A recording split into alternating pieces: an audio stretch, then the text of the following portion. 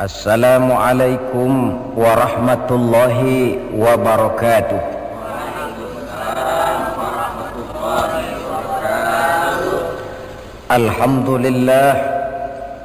Alhamdulillahillazi asra bi'abdihi laylan minal masjidil harami ilal masjidil aqsa.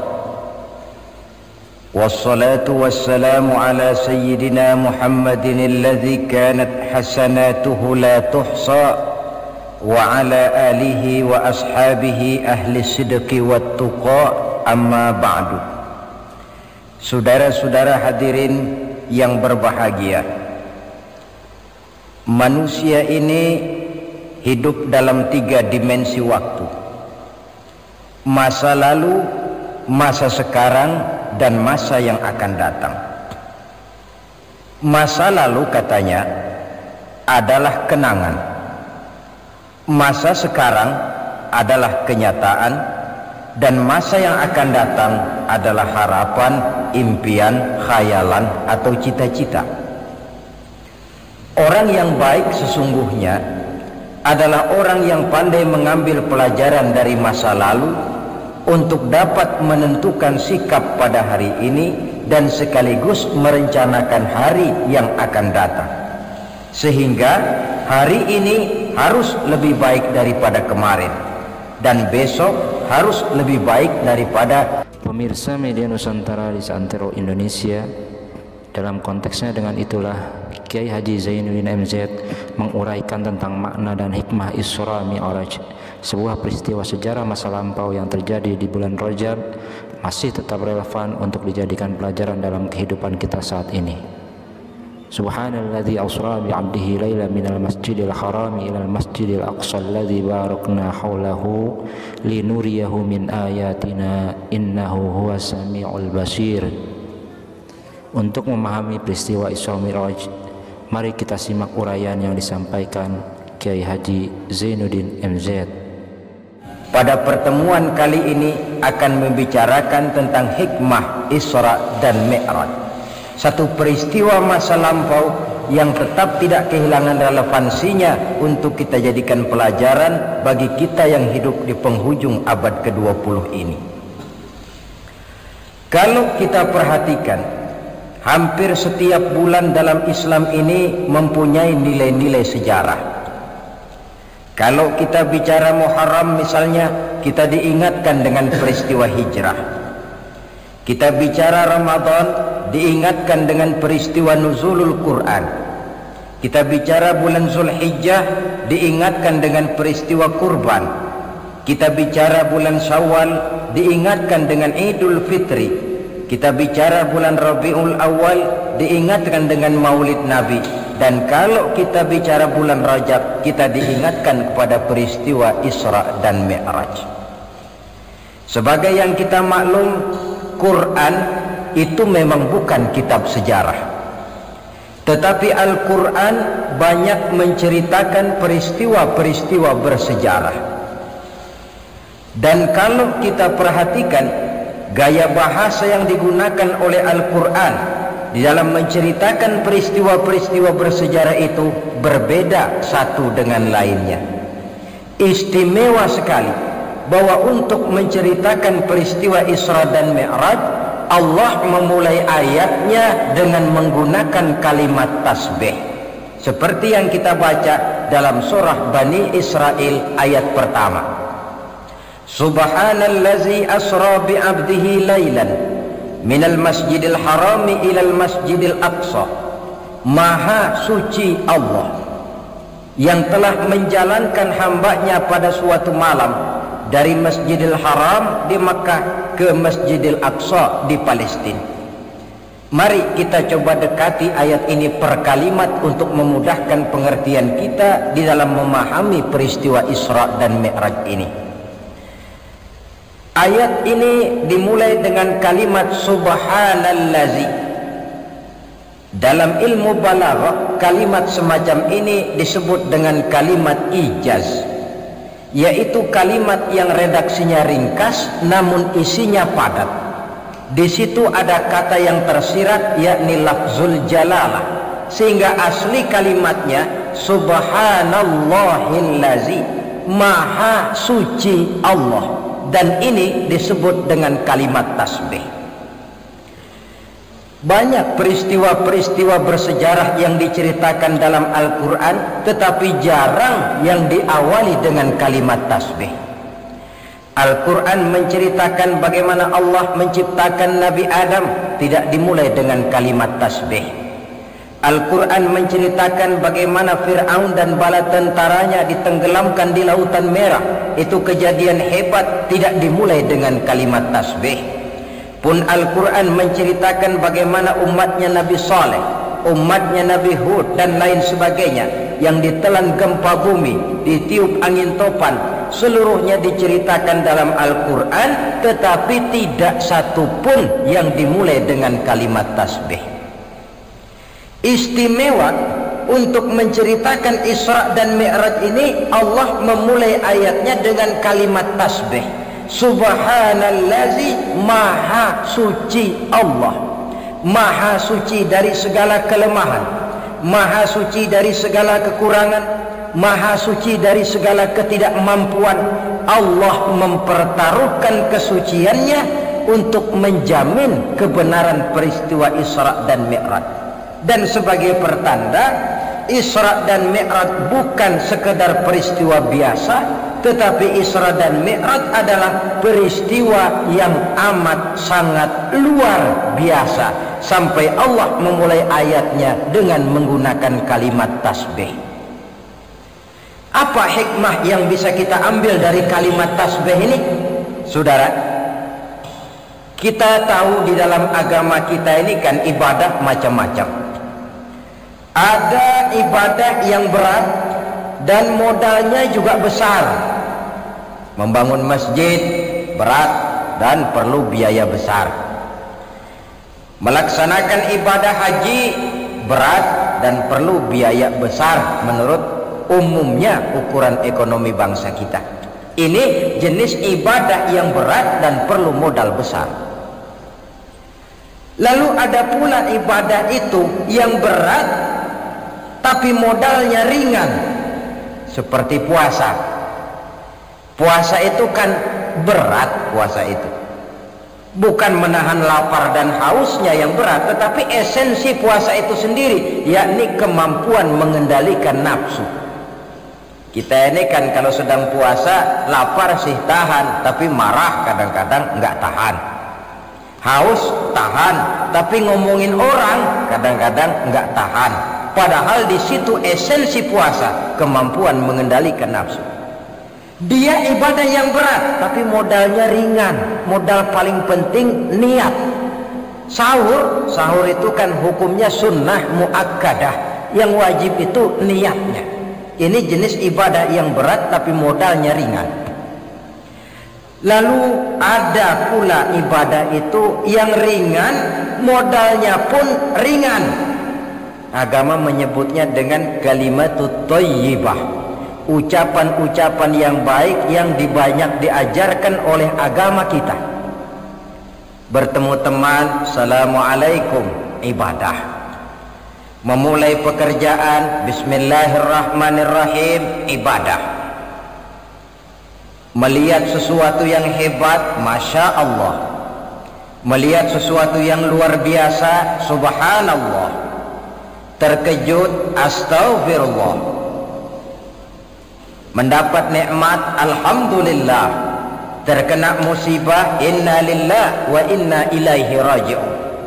Ibadah dengan modal yang ringan berupa mengucapkan kata-kata yang baik yang banyak diajarkan oleh agama kita. Ini kan ringan. Orang tidak perlu syarat toharoh, orang tidak punya wudhu itu istighfar boleh, tidak punya wudhu itu baca sholawat boleh. Membiasakan ucapan-ucapan yang baik di dalam kehidupan. Itu hikmah yang kita ambil dari kalimat subhanallazi. Kalimat selanjutnya asra, maha suci Allah yang telah menjalankan. Asal kalimat asra ini sara yasiru, lalu dibentuk dalam bentuk majhul menjadi asra yusri isra'an. Maha suci Allah yang telah menjalankan. Segera nampak dari ayatnya, saudara-saudara, bahwa dalam peristiwa Isra dan Mi'raj itu yang aktif sebenarnya Allah. Nabi pasif. Allah yang menjalankan, Nabi yang dijalankan. Orang dijalanin tentu terima beres, namanya juga dijalanin. Maka tidak heran kalau beliau berangkat dari Mekah, kemudian menuju Masjidil Aqsa di Palestina. Dari sana naik ke langit pertama, 2, 3, 4, 5, 6, 7. Dari sana naik lagi ke Rafraful Akhdar, sampai ke Sidratil Muntaha, sampai di bawah Arsy, menerima perintah sholat, melakukan kunjungan ke surga dan neraka, kembali lagi ke Mekah tidak lebih daripada sepertiga malam. Kok bisa ya? Alimatnya asra. Allah yang menjalankan, Nabi yang dijalanin. Tentu saja karena dijalankan, oh beliau lalu terima beres. Andai kata Rasul berjalan sendiri, terang beliau tidak akan mampu menempuh jarak yang demikian jauh dalam waktu yang relatif singkat. Artinya, di dalam memahami peristiwa Isra dan Mi'raj ini, yang dipakai bukan logika intelektualitas manusia, tetapi logika kemahakuasaan yang mutlak dari Allah Subhanahu wa ta'ala. Satu contoh kecil. Saya satu hari berangkat ke Bogor. Jam 9 saya berangkat dari rumah, ambil baju di lemari, saya pakai. Berangkatlah saya ke Bogor. Saya tidak tahu kalau di kantong baju saya ada semutnya. Saya pun berangkat ke Bogor. Jam 10 sampai di Bogor, setengah 11 urusan selesai, kembali lagi ke rumah, setengah 12 sudah sampai di rumah. Baju saya buka, saya gantung kembali di lemari, semutnya keluar dari kantong, cerita sama teman-temannya. Saudara-saudara bangsa semut, percayalah saya baru saja pulang dari Bogor. Kata temannya, jam berapa kau berangkat? Tadi jam 9. Lalu setengah 12 sudah sampai lagi di sini? Iya. Temannya yang berpikir menurut logika semut, mana mungkin percaya, tentu akan berkata, bagaimana mungkin mut? Badanmu begitu kecil, jalanmu begitu lambat, masa ke Bayoran Bogor jam 9 berangkat, setengah 12 sudah pulang lagi? Temannya tidak tahu, semut bukan jalan sendiri, tapi nyempeng di kantong saya. Dahulunya Abu Jahal, Abu Lahab, dan abu-abu lainnya itu mikirnya pakai logika manusia. Ya jelas toh peristiwa ini tidak akan bisa dicernakkan oleh logika. Karena itu kalau sedikit orang mau merenungi ayatnya, tidak terlalu sulit memahami Isra dan Mi'raj. Dia kehendak Allah, bukan kehendaknya Rasulullah Sallallahu Alaihi Wasallam. Ini kalimat asra. Kemudian kalimat bi'abdihi, maha suci Allah yang telah menjalankan hambanya. Kenapa kok Allah memakai kalimat tidak langsung? Kan lebih enak saja kalau Allah bilang misalnya, Subhanallazi asra bi Muhammad, maha suci Allah yang telah menjalankan Muhammad. Begitu saja, kenapa sih? Kenapa harus pakai bi'abdihi, maha suci Allah yang telah menjalankan hambanya? Pakai kata-kata hamba. Apa maksudnya? Nah, di dalam kalimat hamba ada dua data. Data pertama, kalimat hamba di sini menjelaskan bahwa Nabi Muhammad itu Isra dan Mi'raj dengan roh dan dengan jasad sekaligus. Sebab apa? Orang hanya dipanggil hamba kalau punya roh dan punya jasad. Jasad tanpa roh namanya mayit. Roh tanpa jasad gentayangan, mungkin namanya pocong. Orang dipanggil hamba tentunya lengkap jasad dan roh sekaligus. Karena itu kalimat bi'abdihi sudah merupakan jawaban Isra Mi'raj terjadi dengan jasad dan dengan roh. Itu data pertama. Data yang kedua, kalimat bi'abdihi ini menjelaskan bahwa Nabi Muhammad itu oleh Allah benar-benar telah diakui sebagai hambanya. Maka lalu dipanggil hamba dalam ayat ini. Saudara mungkin lalu bertanya, kalau cuma sekedar urusan itu, apa kita ini bukan hamba Allah? Ya tentu, kita ini hamba Allah. Kata siapa? Kata kita. Kalau kata kita, namanya mengaku. Orang mengaku tentu boleh-boleh saja, namanya ngaku. Cuma diakui atau tidak, ini yang jadi masalah. Saya bisa saja berkata, saya kenal dengan Bapak Presiden. Tapi yang jadi masalah, apakah Bapak Presiden juga kenal dengan saya?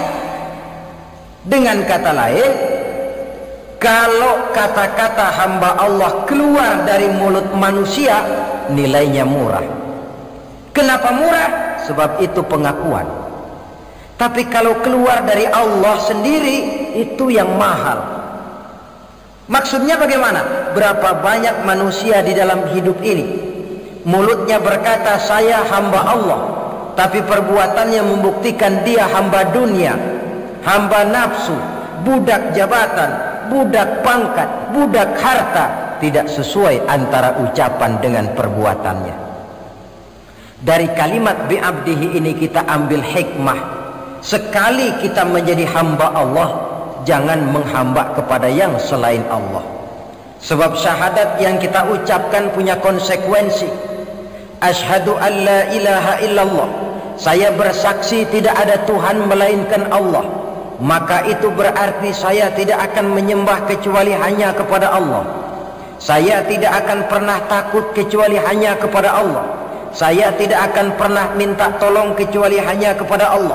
Saya tidak akan menggantungkan hidup kecuali hanya kepada Allah. Saya tidak akan pernah takut kecuali hanya kepada Allah. Konsekuensi yang logis daripada ucapan kalimah syahadat itu. Sekali kita menghamba kepada Allah, jangan menghamba kepada yang selain Allah. Adapun Nabi sebelum dipanggil bi'abdihi dalam ayat ini, kita baca dari sejarah, tahun-tahun sebelum beliau dipanggil dengan kalimat bi'abdihi, tahun kelabu, amul huzni dalam sejarah itu, tahun duka cita. Beliau ditinggal oleh paman tercinta Abu Talib. Setelah paman tercinta meninggal, istri tercinta pun wafat, Khadijah. Wafat kedua pelindung ini makin meningkat gangguan kafir Quraisy. Dihina, dicemoohkan, dicaci maki, dilontari dengan kotoran unta, bahkan akan diancam untuk dibunuh.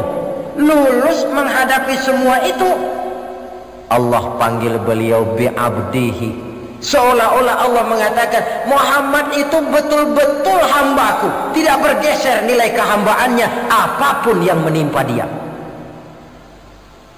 Saudara hadirin yang saya hormati, ini kalimat bi'abdihi. Jadi dari sini kita bisa memahami Isra yang merupakan perjalanan Nabi dari Masjidil Haram hingga ke Masjidil Aqsa, dan Mi'raj yang naiknya Nabi dari Masjidil Aqsa menghadap Allah semata-mata merupakan peristiwa yang terjadi menurut apa maunya Allah.